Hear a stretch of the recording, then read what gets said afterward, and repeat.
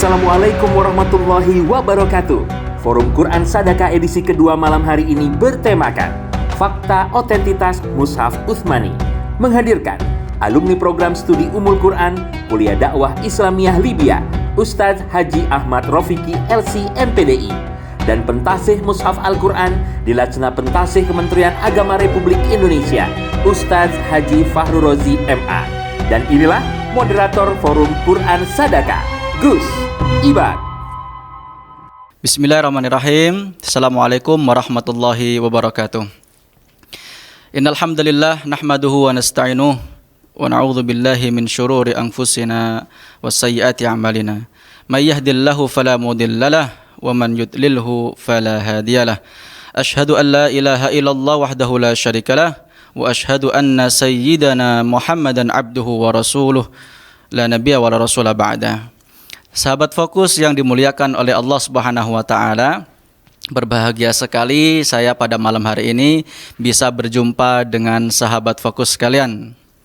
Ini merupakan edisi kedua dari acara Forum Quran Sadaqah. Dan insya Allah pada edisi kedua kali ini kita mengangkat tema Fakta Otentitas Mushaf Utsmani.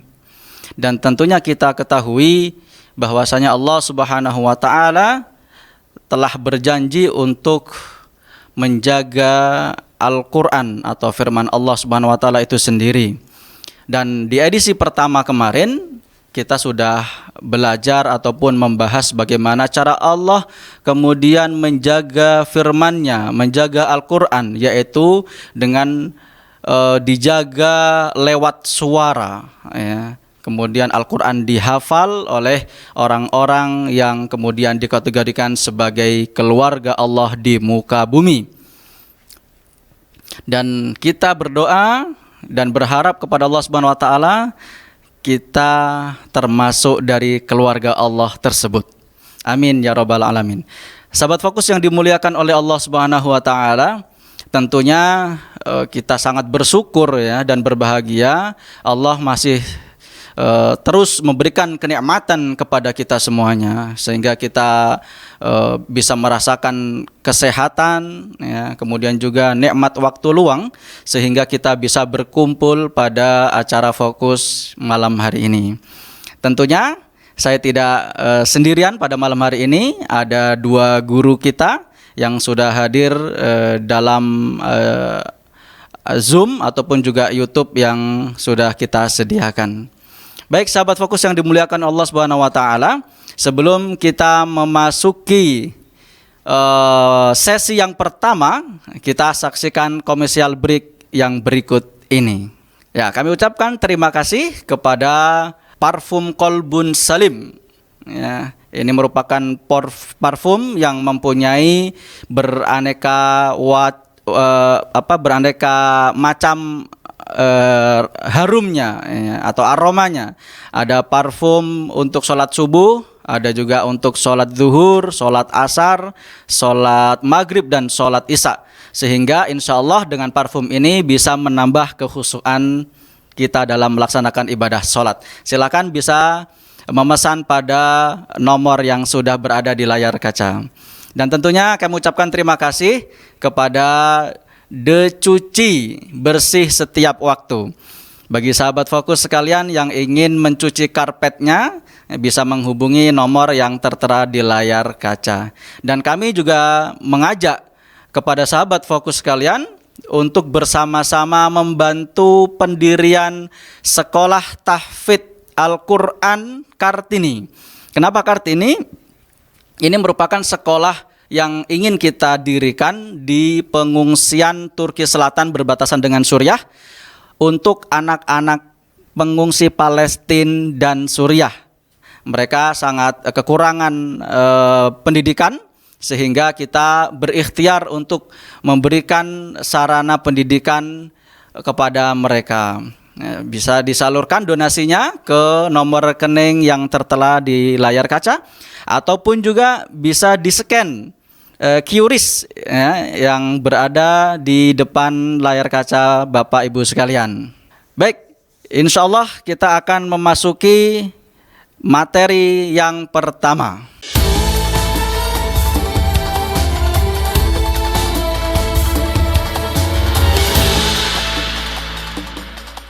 Ya, sahabat Fokus yang dimuliakan Allah Subhanahu wa taala. Kita sapa terlebih dahulu guru kita, sudah berada di tengah-tengah kita, Ustadz Ahmad Rafiqi LCMA. Assalamualaikum Ustadz. Waalaikumsalam Ustadz Ibadur Rahman. Masya Allah. Maaf, ini belum di unmute. Ahlan wa sahlan Ustadz. Sehat Ustadz? Ya, marhaban, alhamdulillah. Sebelum saya lanjutkan, saya juga ingin menyapa guru kita, Ustadz Haji Ahmad Fahrur Razi. Assalamualaikum Ustadz. Waalaikumsalam warahmatullahi wabarakatuh. Masya Allah, semoga sehat selalu Ustadz. Amin. Taib. Kita masuk ke materi yang pertama terlebih dahulu.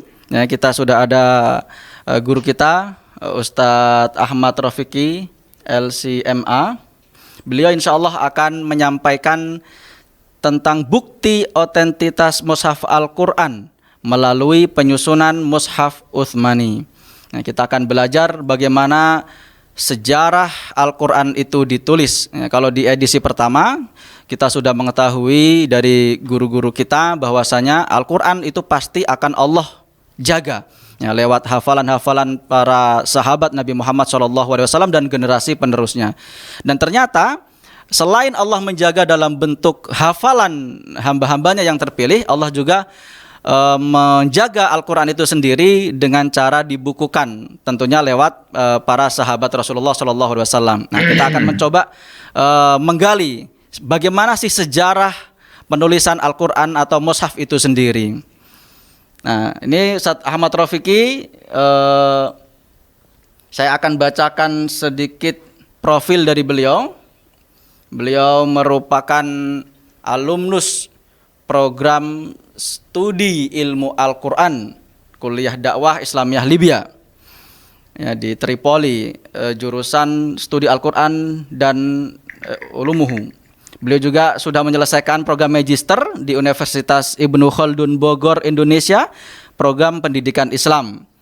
Beliau juga aktif sebagai anggota Litbang Pusat Jaringan Sekolah Alam Nusantara atau JSAN. Beliau juga merupakan pendiri dan pengasuh pesantren Tamadun di Jatinangor. Dan tentunya beliau merupakan direktur bidang riset dan kewilayahan Sadaka Mulia.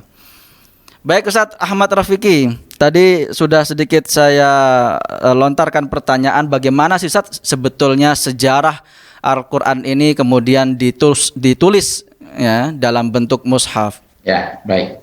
Bismillahirrahmanirrahim. Assalamualaikum warahmatullahi wabarakatuh. Assalamualaikum warahmatullahi wabarakatuh. Innal hamdalillah wassalatu wassalamu ala Rasulillah wa ala alihi wa ashabihi ajma'in. Asyhadu an la ilaha illallah wahdahu la syarika lah. Wa asyhadu anna Muhammadan abduhu wa rasuluhu la nabiyya ba'dah. Rabbi shrah li sadri wa yassir li amri wa hlul 'uqdatam min lisani yafqahu qawli. Amma ba'du ya rabbal alamin. Yassir lana wa la tu'assir alaina. Yang saya hormati Kiai Haji Fahrur Razi, salah satu dari ahli pentashih Al-Quran di Lajnah Tashih Quran Kementerian Agama Republik Indonesia yang dimuliakan Allah, yang telah bersedia hadir dalam memenuhi undangan kita ya untuk bersedia hadir di dalam kajian kita di malam hari ini. Yang saya hormati Ustadz Ibadur Rahman, host dari acara Forum Quran Sadaka. Alhamdulillah saya sangat bergembira malam hari ini. Biasanya duduk bersama para panitia, hari ini diberi kesempatan untuk bisa berbicara dan juga mendapatkan ilmu dari Ustadz Fahrur Razi yang nanti akan memberikan materi.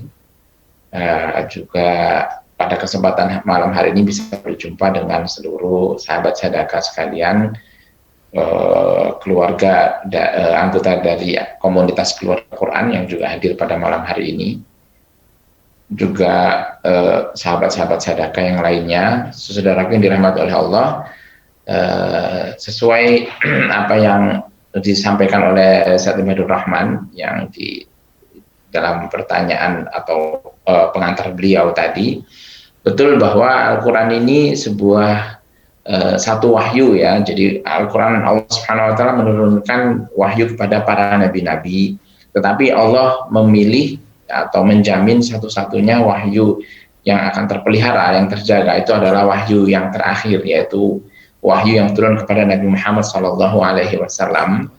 ya, yang dinyatakan pada Allah dalam Al-Quran, A'udzubillahi minasyaitonirrajim, Inna nahnu nazzalna dzikra wa inna lahu lahafizun.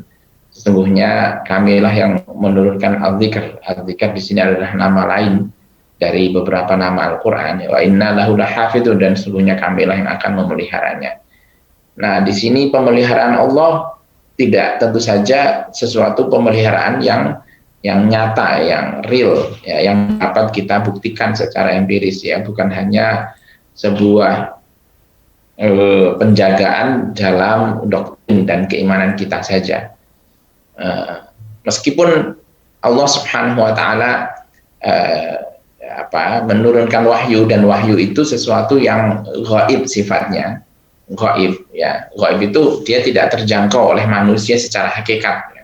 Kita tidak tahu kalamullah secara hakiki itu seperti apa, tetapi kalamullah yang gaib ini kemudian diwujudkan dalam dua hal, ya, yang dapat kita jangkau. Yang pertama, diwujudkan dalam bentuk qiraah masmu'ah, sebuah bacaan yang kita dengar suaranya, yang bahkan suaranya secara bacaan itu berbeda antara Al-Quran dengan bahasa Arab. Kalau bahasa Arab dia kita membaca bahasa Arab ya tidak perlu adanya ahkamul tilawah, ahkamul qiraah, itu tidak perlu. Cukup dibunyikan saja huruf-huruf alfabet atau abjad bahasa Arab, jadilah dia bahasa Arab, ya. Tetapi di dalam qiraah itu ada banyak sekali ahkamul tilawah, ada makharijul huruf, ya, ada sifatul huruf, ya, yang perlu dibunyikan sesuai dengan apa yang diterima oleh Rasulullah dari Jibril. Dan itu terpelihara sampai hari ini, ya, ke dalam sebuah riwayat yang mutawatir atau sahih, ya, kalau 7 mutawatir seperti yang dibahas dalam pertemuan sebelumnya, ya.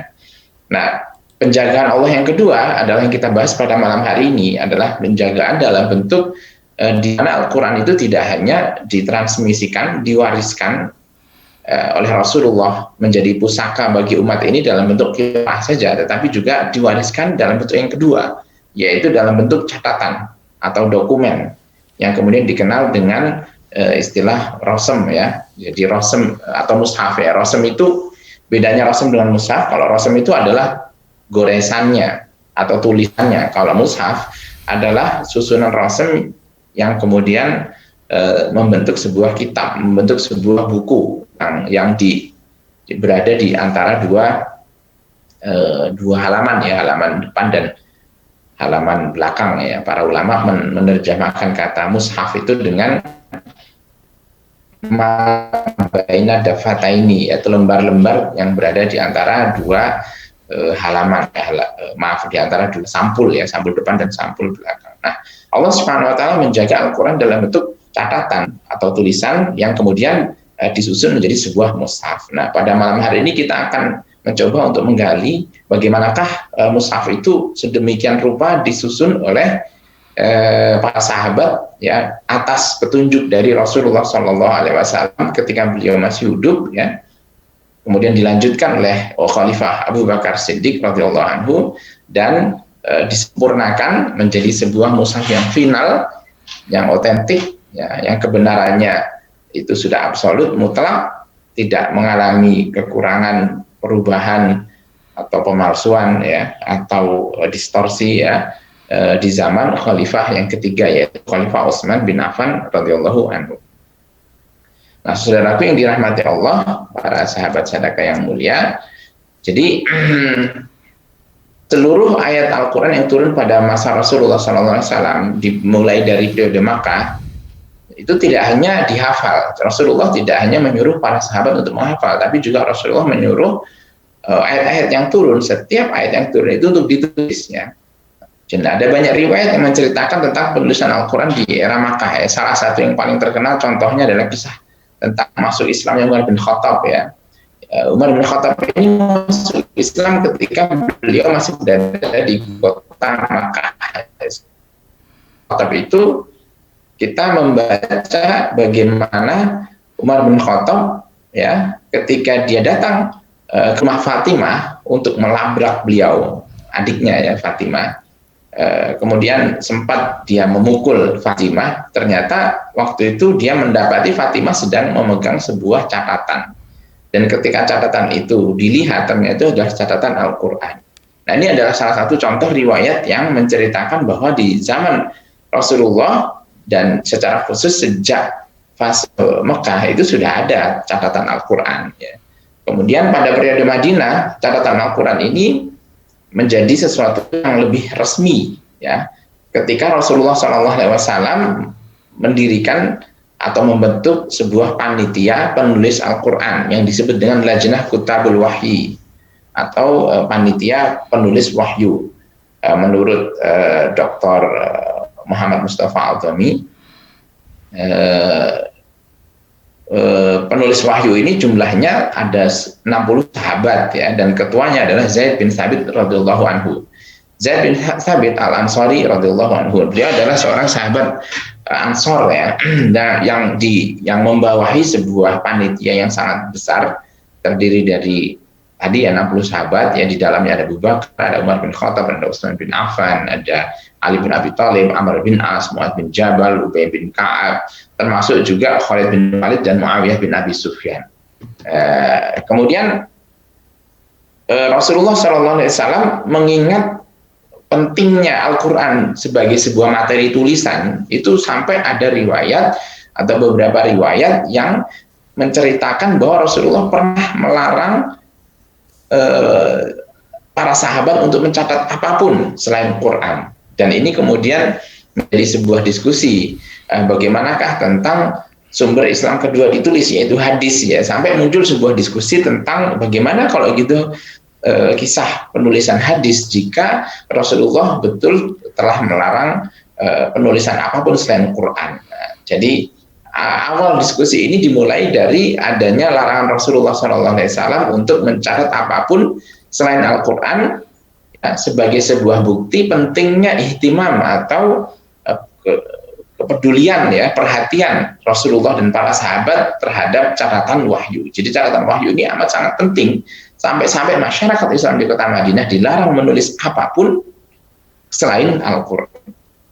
Nah, saudara-saudara sekalian, nah kemudian di dalam proses penulisan Al-Quran ini, Rasulullah membuat sebuah sistem ya. Yang pertama, Rasulullah membuat sistem tentang letak susunan ayat ke dalam surah.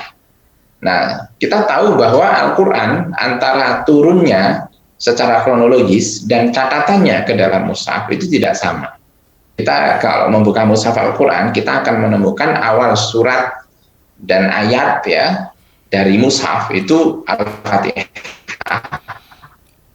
Nah, dimulai dengan Bismillahirrahmanirrahim, Alhamdulillahirrabbilalamin, dan seterusnya. Kemudian diakhiri dengan surat An-Nas. Padahal kalau kita melihat secara kronologis, turunnya Al-Quran itu berbeda dengan urutan mushafnya gitu ya. Di mana turunnya Al-Quran dan seperti yang disebutkan dalam kitab Sahih Bukhari ya, di dalam Sahih Bukhari dalam kitab Badul Wahyi, bagaimana wahyu itu bermula, itu ternyata yang pertama kali turun itu adalah Iqra, surat Al-Alaq ya. A'udzubillahi minasyaitonir rajim. Bismi rabbikal ladzi khalaq, khalaqal insana min 'alaq, dan seterusnya. Lalu kemudian meskipun ada beberapa perbedaan pendapat tentang surat yang atau ayat yang terakhir kali turun, tapi yang paling masyhur riwayat atau pendapat yang mengatakan bahwa ayat yang terakhir kali turun adalah surat Al-Maidah ya, ayat 3. A'udzubillahi minasyaitonir rajim. Al-yauma akmaltu lakum dinakum wa atmamtu 'alaikum ni'mati wa raditu lakumul Islam madina. Jadi di situ nampak jelas bagaimana susunan ayat secara kronologis, secara urutan turunnya, dan susunan surat atau ayat di dalam mushaf itu jelas berbeda. Nah, pertanyaannya, bagaimanakah para sahabat menyusun ayat-ayat di dalam mushaf? Nah, ini para ulama mengatakan bahwa semua ayat-ayat yang tersusun ke dalam mushaf Al-Quran yang hari ini kita baca, ya, itu adalah berdasarkan arahan dari Rasulullah Shallallahu Alaihi Wasallam. Jadi Rasulullah yang menetapkan, oh ini ayat ini letakkan di surat ini, nomor sekian. Nah, dan jadi ada dua cara. Yang pertama, Rasulullah memerintahkan untuk meletakkan ayat ini pada surat sekian, dan yang kedua, bagaimana para sahabat mengetahui susunan surah itu dapat dilihat melalui bagaimana Rasulullah Shallallahu Alaihi Wasallam ketika mengajarkan Al-Quran kepada para sahabatnya, baik ke dalam majelis taklim, ya. Jadi Rasulullah itu memiliki majelis taklim di mana para sahabat melakukan talaqi untuk mengambil hafalan Al-Quran dari beliau, ya. Lalu kemudian hafalan Quran itu dihafal oleh para sahabat atau ditulis, ya. Dan yang kedua, susunan itu juga dapat ditemukan secara tidak langsung, ya, melalui bagaimana ketika Rasulullah mengimami sholat. Jadi ketika Rasulullah mengimami sholat, misalkan kita membaca hadis riwayat Ibnu Abbas yang menceritakan bagaimana Ibnu Abbas sholat di samping Rasulullah, ya, Qiyamul Lail, yang di situ Rasulullah sholat membaca surat Al-Baqarah, Ali Imran, dan An-Nisa sekaligus, ya, di dalam satu rakaat. Ya, di situ kan secara jelas tergambar bagaimana ketika Rasulullah membaca Al-Baqarah, otomatis di situ terdapat susunan ayat yang sesuai dengan apa yang dikehendaki oleh Allah kepada beliau untuk ayat itu tersusun sedemikian rupa. Lalu saudara sekalian dirahmati oleh Allah. Nah, adapun susunan surat yang paling rajih sebagian besarnya disusun oleh Rasulullah. Jadi urutan surat, ya, dari awal Al-Fatihah, lalu kemudian Al-Baqarah, kemudian Ali Imran, kemudian An-Nisa, ya, Al-Maidah, Al-An'am, dan seterusnya. Itu semuanya adalah sebagian besar disusun oleh Rasulullah, dan sebagian kecil ini menurut pendapat, ya, ada nanti mungkin Syarah Razi juga bisa memberikan sebuah pandangan, ya. Ada sebagian kecil surah disebutkan oleh para ulama itu disusun oleh para sahabat, ya. Karena apa? Karena susunan surat itu tidak terlalu berpengaruh kepada isi dari Quran itu sendiri, ya. Berbeda dengan kalau itu susunan ayat, ya. Susunan ayat itu sangat penting posisinya, ya, berkaitan dengan keautentikan Al-Quran, ya. Jadi kalau Al-Quran itu terpisah-pisah dalam konteks surah, itu tidak terlalu memberikan sebuah pengaruh secara makna. Karena apa? Karena surat itu adalah kumpulan ayat yang berdiri sendiri, dan tidak harus kumpulan ayat tersebut memiliki, atau surah tersebut memiliki keterkaitan dengan surat sebelum dan sesudahnya. Nah, selama Rasulullah SAW hidup, semua ayat-ayat Quran yang turun itu sudah tercatat, ya, sudah ada catatannya. Ada catatannya di masa Rasulullah. Jadi Rasulullah setiap kali ada ayat turun itu diperintahkan untuk ditulis, ya. Tetapi, ya, bedanya dengan zaman Abu Bakar dan Utsman bin Affan, catatan-catatan yang tertulis di zaman Rasulullah SAW itu catatannya bersifat terpisah-pisah. Jadi tidak menyatu di satu tempat seperti sebuah buku, ya. Itu terpisah-pisah. Bagaimana terpisah-pisahnya? Yang pertama, dia terpisah-pisah secara tempat, secara pemilik. Jadi setiap sahabat itu memiliki koleksi naskah Al-Quran yang berbeda-beda dengan sahabat yang lain. Contoh misalkan Ubay bin Ka'ab, disebutkan di dalam riwayat bahwa Ubay bin Ka'ab memiliki naskah Quran yang tidak ada Al-Fatihahnya. Ini bukan masalah, ya, karena memang catatan yang dimiliki oleh Ubay bin Ka'ab ini bersifat catatan tidak resmi. Itu adalah catatan pribadi. Pada zaman itu boleh-boleh saja, sah-sah saja seseorang memiliki catatan Quran sesuai dengan kebutuhannya. Mungkin bagi dia Al-Fatihah itu, ya, tidak perlu dia miliki sebagai sebuah catatan naskah. Cukup bagi dia Al-Fatihah dihafal, ya, dia pahami, dia amalkan, dan dia tidak perlu memiliki naskah Al-Quran tersebut. Jadi pada saat itu tidak ada satupun sahabat yang memiliki naskah Quran secara utuh, ya, 30 juz lah kalau dalam bahasa kita hari ini, ya. Karena istilah juz itu tidak ada pada zaman itu ya. Jadi tidak utuh secara 30 juz ya. Tetapi kalau semua catatan sahabat itu dikumpulkan, maka semuanya bisa mencatat atau bisa ditemukan catatan Al-Qur'an secara utuh ya, dari awal sampai akhir. Nah, jadi ada sahabat yang punya kira-kira ya hanya beberapa surat, kemudian surat yang lain ditemukan pada sahabat yang lain, surat yang ini ditemukan pada sahabat yang lain. Itu begitu cara penulisan di zaman Rasulullah. Itu yang pertama dari segi kepemilikan. Yang kedua dari segi media tulisan. Dari segi media tulisan pada saat itu juga tidak Al-Quran itu tidak dikumpulkan ke dalam satu media. Maksudnya tidak dalam satu media itu jangan dibayangkan semua Quran ditulis ke dalam lembaran-lembaran kertas ya, apalagi dulu kertas belum ada. Tetapi media untuk mengumpulkan Quran itu dalam bentuk yang pertama kulit ya, yang kedua tulang, yang ketiga kayu ya, kemudian yang keempat batu ya, dan juga ada juga riwayat-riwayat yang menceritakan dia ditulis dalam lembaran-lembaran yang lain ya. Tetapi intinya Al-Quran itu tidak dikumpulkan ke dalam sebuah media yang sama. Jadi jangan membayangkan di zaman Nabi SAW semua Quran itu berkumpul di satu tempat, di satu orang, dan ke dalam satu media dalam bentuk lembaran, itu tidak. Tetapi yang pasti secara total semua ayat yang turun di zaman Rasulullah itu sudah tercatat. Lalu kemudian sahabat sedekah yang dimuliakan Allah, penyusunan Al-Quran menjadi satu jilid yang lengkap tidak mungkin dilakukan di zaman itu ya. Kenapa tidak bisa dilakukan secara total pada saat itu? Disusun menjadi, tadi kan kita katakan bahwa Al-Quran terpisah-pisah. Kenapa kok tidak dikumpulkan saja di zaman Rasulullah? Kenapa menunggu di zaman Abu Bakar atau bahkan Utsman bin Affan untuk finalitas dari bentuk mushaf itu? Sebabnya adalah di zaman Rasulullah meskipun Quran sudah selesai ditulis, tetapi untuk mengumpulkan menjadi satu tempat ya, menjadi satu media dalam bentuk lembaran-lembaran itu tidak mungkin. Disebabkan karena apa?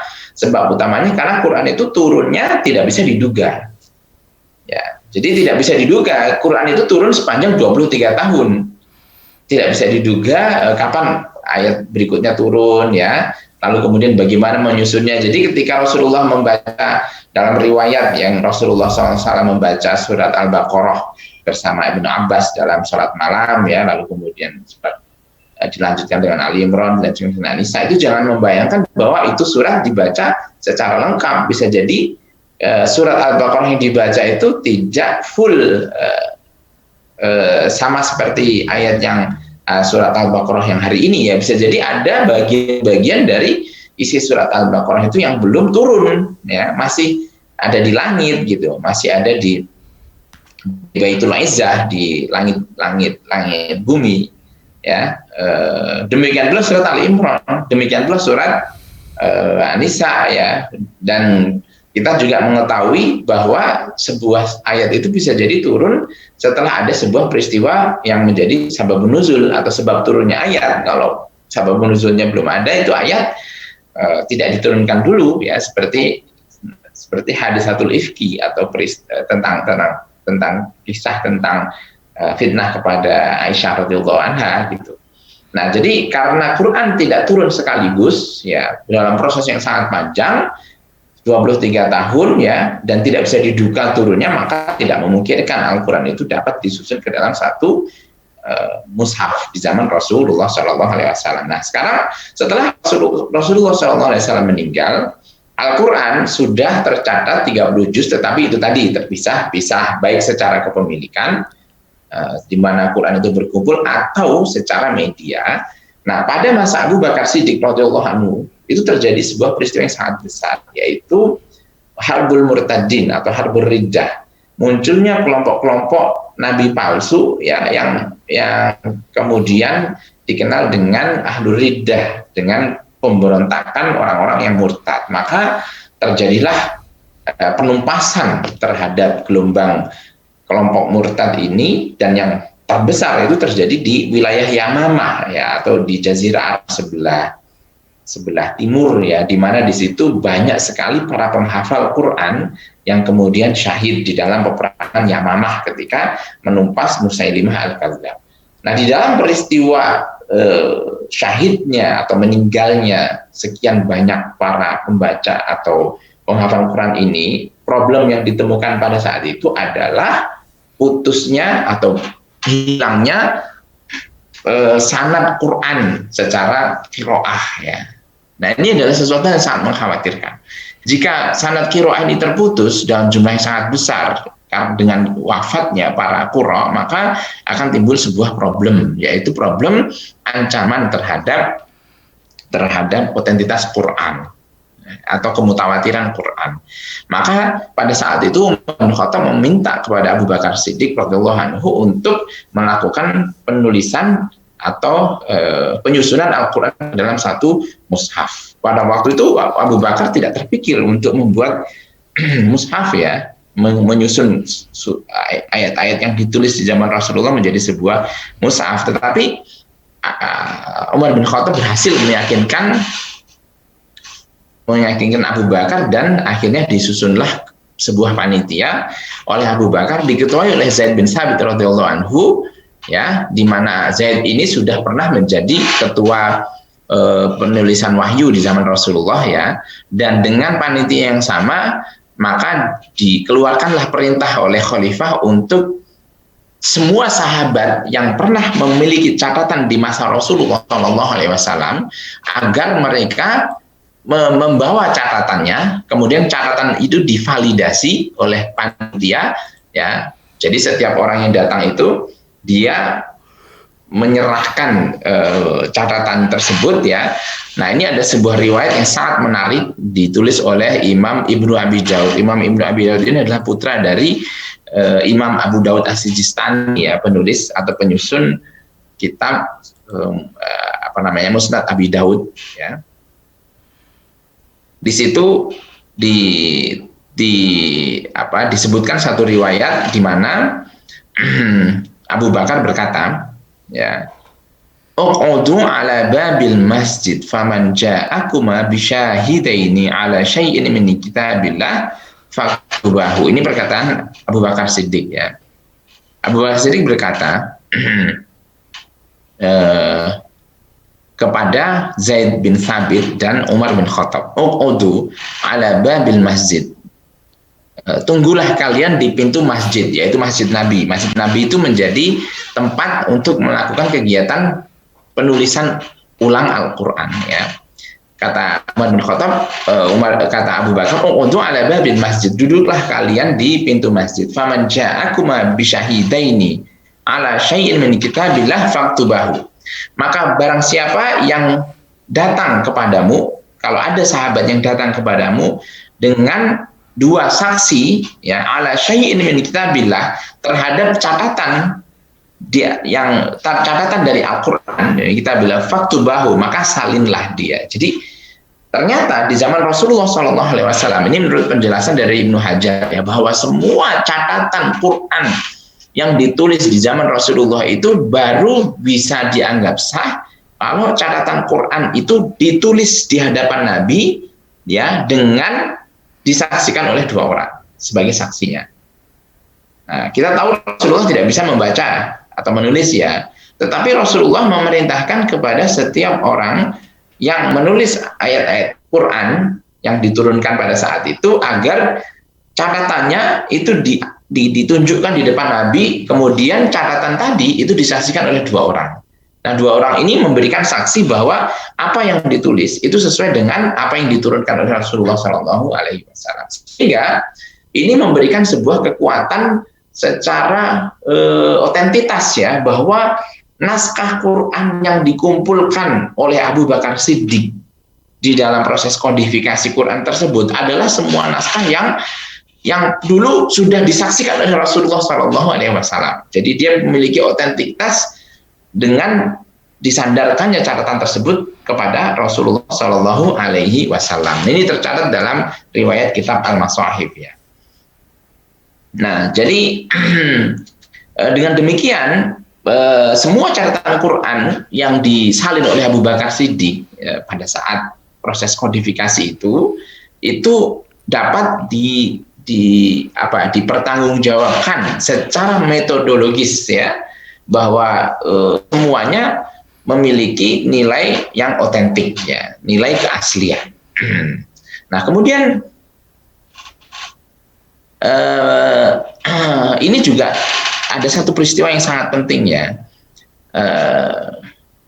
Pertanyaannya adalah kenapa ini sebuah hal yang sangat penting sekali, ya. Kenapa para sahabat zaman Abu Bakar Siddiq ketika menyusun mushaf, mereka tidak cukup hanya bersandar dengan hafalan para sahabat saja?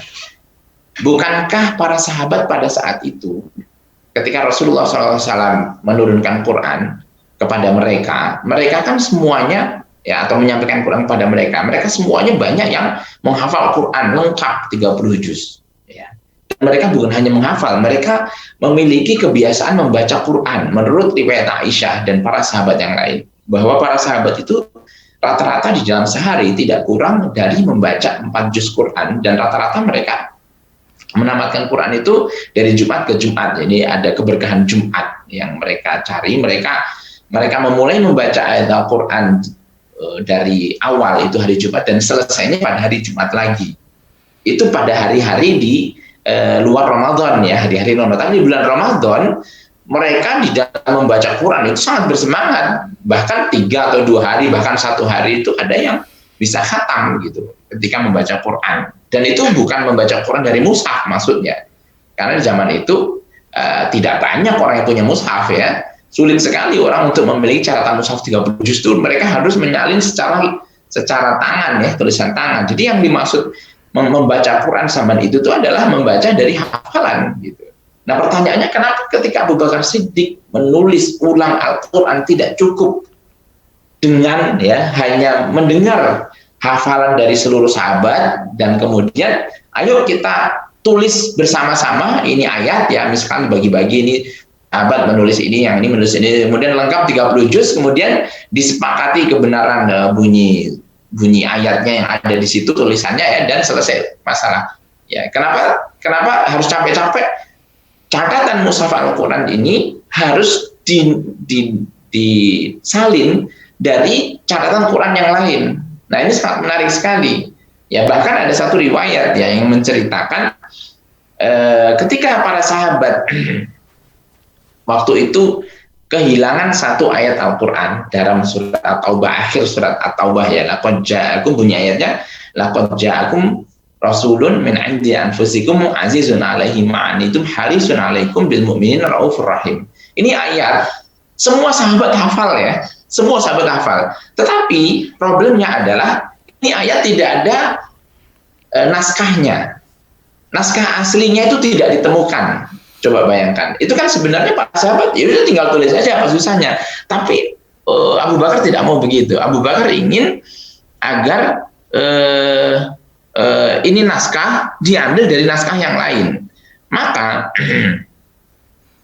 kemudian dicari dan ketemu pada seorang sahabat, ya, yang bernama Khuzaimah ibnu Thabit al-Ansari radhiyallahu anhu. Kemudian Khuzaimah mengajukan ini ayat, ya, dalam bentuk tulisan, ya, maksudnya, ya. Tetapi dia tidak bisa membawakan dua saksi, ya. Dia hanya bisa mendatangkan satu saksi yang mengatakan bahwa ini ayat ditulis di hadapan Rasulullah SAW. Lalu untuk melengkapi kurangnya saksi yang harusnya 2 menjadi 1, maka Khuzaimah diminta untuk bersumpah atas nama Allah, ya. Jadi Zaid bin Thabit meminta Khuzaimah untuk bersumpah bahwa ini ayat betul-betul demi Allah, ya, betul-betul ditulis di hadapan Rasulullah SAW, dan dia bersumpah. Setelah itu ayat itu disalin ke dalam mushaf Abu Bakar Siddiq radhiyallahu anhu. Ini semuanya menggambarkan bagaimana para sahabat menggunakan secara ketat sebuah metode otentifikasi, ya, menjaga keotentikan naskah Quran. Kenapa? Karena sanad riwayat dengan sanad rasm itu berbeda. Ya. Sanad riwayat harus diambil dari proses riwayat, di mana suara Quran dibacakan dari Rasulullah kepada para sahabatnya dan dijaga dalam bentuk hafalan, dalam bentuk qiraah yang tertanam di dalam dada mereka. Tetapi sanad rasm itu hanya bisa diambil dari rasem lagi, dari catatan lagi. Naskah itu hanya bisa disalin dari naskah, bukan naskah disalin dari hafalan. Meskipun tentu saja hafalan ini sangat membantu kebenaran sebuah naskah, dan bahkan naskah tidak bisa dibaca kalau tidak ada hafalan terlebih dahulu. Nah, sahabat sedang yang dirahmati oleh Allah, coba lihat bagaimana para sahabat begitu kuatnya pemahaman mereka terhadap persoalan metodologi. Jadi metodologi yang diletakkan oleh Rasulullah itu dipegang ketat oleh mereka sebagai sebuah sunnah, ya. Sebagai sebuah sunnah. Jadi bukan hanya sekedar keilmuan saja. Nah, sahabat sedekah yang dimuliakan oleh Allah, setelah naskah Quran tercatat di zaman Abu Bakar tersebut, ya, secara resmi selesai, bentuk yang terjadi pada saat itu adalah Quran itu dalam bentuk susunan lembaran. Jadi dia bukan mushaf, ya, dia adalah disebutnya sebagai suhuf, jamak dari kata sahifah. Jadi Al-Quran itu ditulis dalam bentuk medianya dalam bentuk kulit, ya, dan dia bentuknya sangat besar. Ada yang mengatakan itu sebesar 1 meter gitu, ya, jadi besar sekali. Kemudian ya bayangkan saja satu lembarnya itu sama dengan satu kulit yang ukurannya sangat besar, dan itu disusun-susun menjadi sebuah tumpukan yang sangat besar sekali, ya. Dan saat itu belum bisa dijilid, ya, belum bisa teknologinya masih belum belum tersedia pada saat itu. Tetapi apa yang kita dapat dari kodifikasi atau jam'ul Quran di masa Abu Bakar Siddiq radhiyallahu anhu ini, nah yang paling penting adalah kita menemukan sebuah dasar, ya, dasar tentang konsep filologi di dalam Islam, filologi dan dokumentasi terhadap sebuah naskah. Yang kemudian hari metode penulisan ini berlaku di dalam semua penulisan riwayat di dalam Islam, bukan hanya Quran, riwayat hadis, bahkan riwayat kitab-kitab itu ada sebuah sistem filologi yang diterapkan kemudian hari mengikuti apa yang dilakukan oleh Abu Bakar Siddiq, dan bahkan sampai hari ini metode itu tetap dipakai oleh dunia modern, ya, dalam sistem filologi, ya, dalam sistem filologi. Jadi nanti kita akan bahas sedikit, ya. Nah, itu berakhirlah zaman Abu Bakar Siddiq radhiyallahu anhu, ya, yang berhasil meletakkan sebuah konsep dasar penyalinan naskah, yang kemudian konsep itu diikuti jadi sebuah metodologi yang ketat, ya, diaplikasikan oleh Utsman bin Affan radhiyallahu anhu, Khalifah Utsman bin Affan radhiyallahu anhu. Nah, pada zaman Khalifah Utsman bin Affan radhiyallahu anhu waktu itu terdapat sebuah sebab yang berbeda dibandingkan dengan Umar bin Khattab dalam penyusunan mushaf. Kalau zaman Abu Bakar Siddiq, ya, Abu Bakar Siddiq itu penyusunan mushaf disebabkan karena terbunuhnya para sahabat penghafal Quran di Yamamah. Kalau Utsman bin Affan sebabnya karena ketika Islam sudah sangat luas ekspansinya dilakukan di zaman Umar bin Khattab, Khalifah kedua, Islam sampai ke wilayah Azerbaijan yang sekarang sedang berperang, tuh, ya. Jadi jauh sekali ke Azerbaijan, ke perbatasan Rusia atau Uni Soviet, ya, zaman dulu, ya. Nah, ketika Islam sudah sampai di sana dan orang membaca Quran, mereka memiliki naskah mushaf yang kacau. Bacaan Qurannya pun juga kacau. Banyak terjadi kesalahan-kesalahan, ya. Baik kesalahan disebabkan karena ketidakpedulian atau disebabkan karena aksen atau logat, ya, atau sebab-sebab yang lain, sehingga Quran itu terancam mengalami sebuah perubahan, ya. Maka dimulailah sebuah usaha oleh sahabat atau Khalifah Utsman bin Affan radhiyallahu anhu, penulisan ulang atau jam'ul Quran atau kodifikasi Quran, ya, yang kemudian diharapkan menjadi sebuah penyelesaian yang final, ya, terhadap bentuk mushaf Quran bagi kaum muslimin. Nah, yang disusun oleh Utsman bin Affan bersama tim, ya, atas perintah beliau itu disebut sebagai mushaf Utsmani atau mushaful imam, atau disebut mushaf imam karena dia menjadi induk bagi semua mushaf yang ditulis setelah itu. Disebut mushaf Utsmani karena ditulis atas perintah dari sahabat Utsman bin Affan. Nah, jadi bagaimana Utsman bin Affan membuat salinan waktu itu diriwayatkan ya bahwa Utsman bin Affan ini membuat 2 macam mushaf. Yang pertama adalah mushaf yang dibuat langsung dengan cara menyalin dari suhuf Hafsah. Jadi catatan Quran yang dibuat di zaman Abu Bakar Siddiq, catatannya, dokumennya itu setelah Abu Bakar meninggal dipegang oleh Khalifah Umar bin Khattab. Setelah Khalifah meninggal dipegang oleh istrinya Rasulullah yaitu Hafsah. Nah, Utsman bin Affan minta kepada Hafsah agar data dokumen Quran tadi diambil dan disalin. Itu menjadi satu naskah. Yang kedua adalah mushaf yang dibuat mengikuti metode Abu Bakar. Bagaimana caranya? Apa yang dilakukan oleh Abu Bakar itu diulang lagi oleh Utsman bin Affan. Yaitu Utsman bin Affan meminta kepada semua sahabat yang memiliki naskah untuk mengumpulkan naskahnya. Ya, tetapi bedanya di zaman Utsman bin Affan, tidak semua sahabat ada di kota Madinah. Contoh misalkan Ibnu Mas'ud. Ibnu Mas'ud sedang tidak ada di kota Madinah dan beberapa sahabat yang lain. Karena mereka sudah banyak bertebaran di wilayah-wilayah Islam yang sangat luas pada saat itu. Tapi yang ada di kota Madinah semuanya mengumpulkan naskah-naskah Quran tersebut ya. Nah, setelah naskah Utsman bin Affan ini selesai ditulis persis dengan metode yang dilakukan oleh Abu Bakar Siddiq, itu naskah-naskah tadi, 2 naskah tadi dibacakan di depan para sahabat radhiyallahu anhu ya.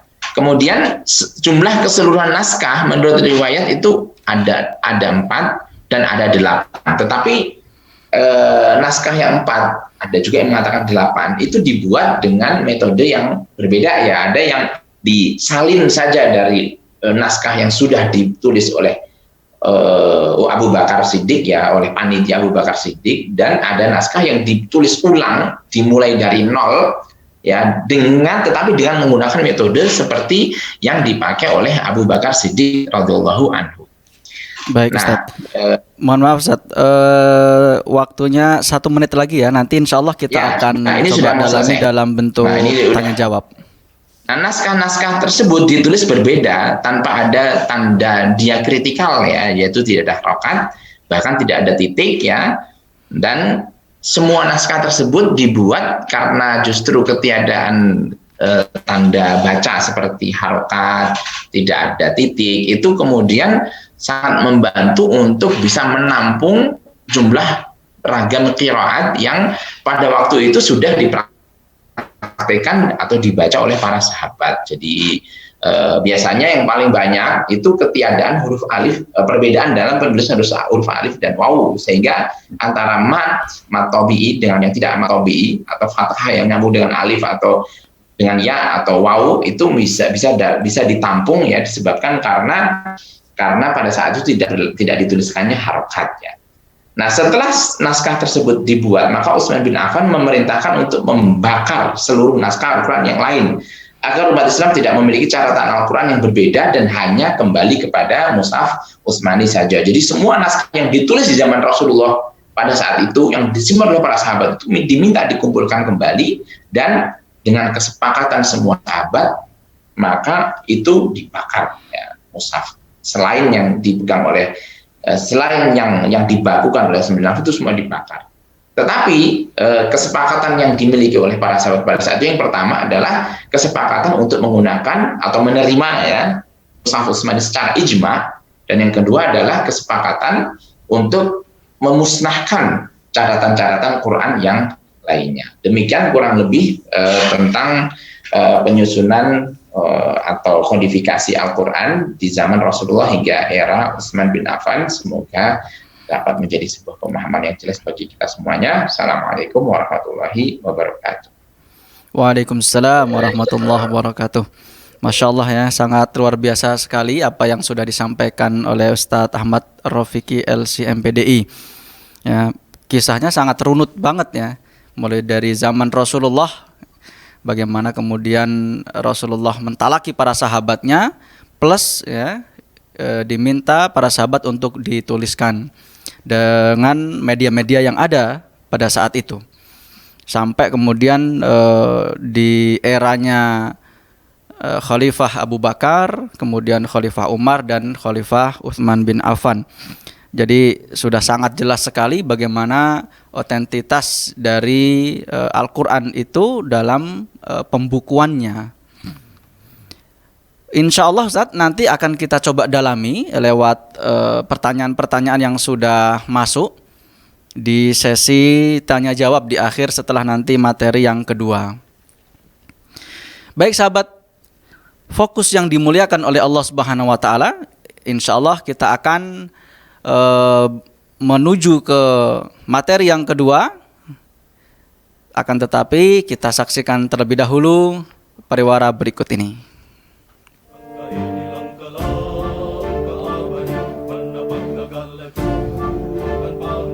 Palestina milik Muslim sedunia, yakinlah kemenangan. Sunnatullah pastikan terlaksana, pertarungan menanti. Palestina milik Muslim sedunia, yakinlah kemenangan. Kerinduan akan jiwa merdeka, kami tak terkalahkan.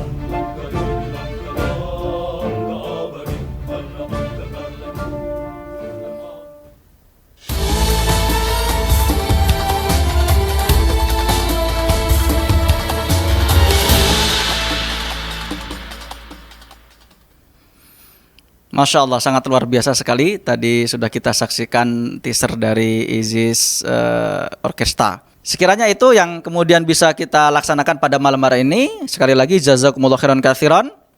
Sampai jumpa pada fokus edisi berikutnya.